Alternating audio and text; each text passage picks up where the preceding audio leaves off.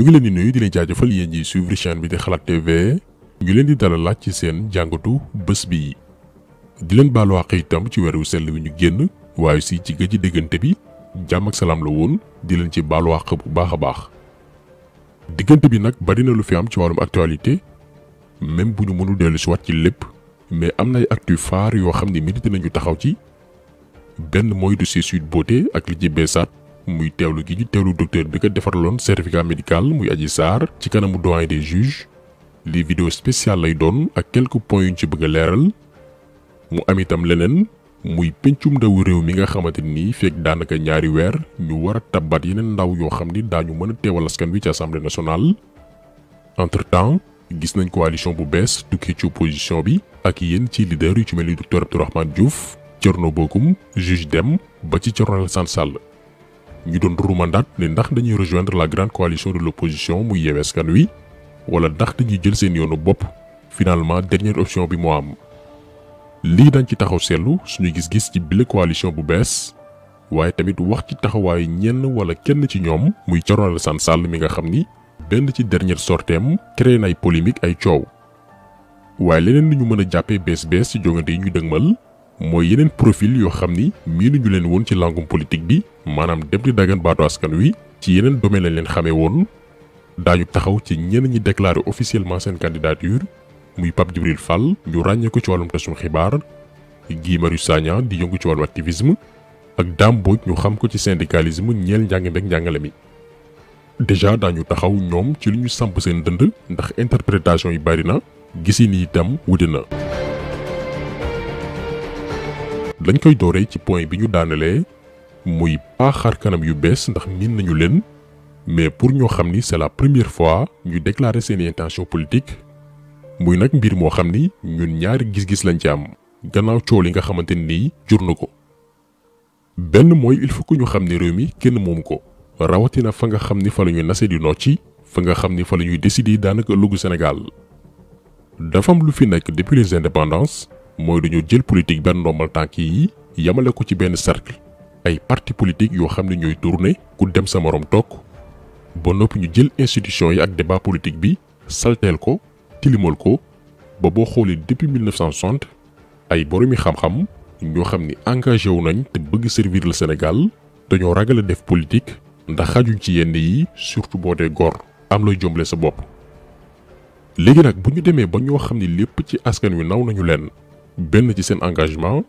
ñaar ci seen dëggu d'après li ñu wan ñett ci seen ñeme jël yenn position yi bés bu askan wi di jàngoonteel yenn jafe-jafe yi. ñooñee bu ñu demee ba gis ni seen mën-mën dafa am ay limite dafa am fu ñu yem rax ci doole am nañ leneen lu ñu mën a apporter institution yi particulièrement bërëb bu ci mel ne assemblée nationale ñun dañu gëm ni lu baax la. tey am benn Pape Djibril Fall boo xam ne ëllëg buñ naree voté budget assemblée nationale dina taxaw am ci gis-gis bu mën a soppi mbir yi moo ñu gënal député yi nga xam ne daanaka xamuñ luy voté budget ak fan la ñu war a dugal seen xaalis. am benn Guy Marius Sagna boo xam ne bu projet de loi naree jàll assemblée nationale te nar a faagaagal suñu réew dina taxaw xar ci tànk tubayam moo ñu gënal député yi nga xam ne nee nañ benn kilifa la ñuy tarbiyu lu mu indi la ñuy voté xooluñ baax na am déet. am benn Dame Mbodj bi nga xam ne mi ngi ci biir système éducatif bi te tey lépp lu ko métti ci njàng mi amul dul télé ak rajo yi te maanaam sax du saafarawu kookee teew assemblée nationale moo ñu gënal député yi nga xam ne suñu éducation xale yi intéressé wu leen maanaam mbir mi. question de choix la tànneef entre continuer ak assemblée nationale bii nga xam ne romb na médiocre ak doyadi ak une assemblée de rupture assemblée bu bees ak ay xarkanam yoo xam ne rafet nañ jot ci ñoom ngir ñu am pincum ndaw réew moo xam ni dafay dëppook suñuy bëgg-bëgg ak ñoo xam ne au moins weg nañu leen ñoo xam ne yàgg nañu leen gis ci kanam askan wi. léegi nag ñaareelu gis-gis bi ñu am ci xarkanam yu bees yi yàgg wax li soxla askan wi te tey ñu décider sóobu ci langum politique bi mooy. mu bañ a nekk benn vague benn étape buy pousser mbooleem ñi ne dañuy wax ngir askan wi surtout nag ñi nga xam ne dañuy buruxlu dañuy mbubboo combat yi ñooñee dem na ñoom itam dañuy politique ngir occuper les pouvoirs su ko defee ñu bàyyi terrain revendication yi alors que réew dafa soxla ñuy gérer am itam yuy surveiller di xool di ci joxe seen xalaat ngir mbir yi jëm kanam ndax tendance boobu noonu la ñu nemmeeku woon en 2012 gannaaw ba Macky Sall faloo te wolof dafa naan ku ndóobin ray sa maam foo gisee lu ñuul daaw Macky ba mu faloo en 2012 dafa dem jëli mboolem ñu doon wër ci plateau télévision yi di kaas doon xeex nguuru Maître Wade. Macky dem na ba jël liveur bi dàkkoon saaga te nekkoon bitim réew jamonoy Maître Wade muy Souleymane Jules Diop jox ko ndomal tànk. waa ji ba mu ñibbisee woon Sénégal da doon jooy ndax gëmewu ko woon. benn kuréel moo bañoon jamono yooyu ne ñoom soxlawuñu ndombal tànk muy mouvement Y'en a marre ndax Macky proposé woon na leen ay poste ñu ne ñoom dañuy féete ci côté askan wi. tey ñoo ngi ci ñaari weer avant falum député yi 1 an et quelques mois avant élection présidentielle yu 2024 ak nguur goo xam ne ci tànki nërmil la toll maanaam am nañ yaakaar changement am waaye changement boobee nag naam soxla nañ ci yenn profil yi yàgg teewal askan wi mais du activiste yëpp du journaliste yëpp du itam syndicaliste yëpp war a bàbbeeku dem naan dañuy dooni député mbaa beneen xeetu ndombal tànk réew dafa soxla équilibre bu ñii di doxal ñi leen di teg bët di jubbanti di fàttali ne yenn fi dégg woon lii yoon wii ngeen jël baaxul waxoo leen ñu woon lii ndax pouvoir dafa doy waar mën naa soppi nit.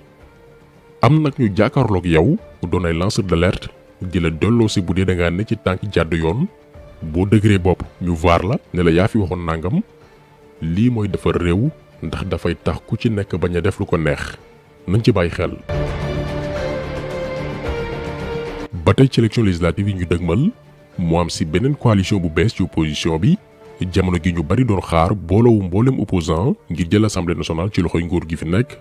d'ailleurs xam naa moo tax ñu bari am déception ndax finalement booloo boobee du am. ci côté boobu nag dañoo war a xam ni ci wàllum politique ñëpp mënuñoo ànd. dafa am lu bari lu joué ci coalition muy wàllum affinité d'abord ki nga yemoo gis-gis ba noppi dëgguk moom ngeen yéeneente jàmm tamit waaye aussi seeni militants ki seeni sympathisants xaw a neexoo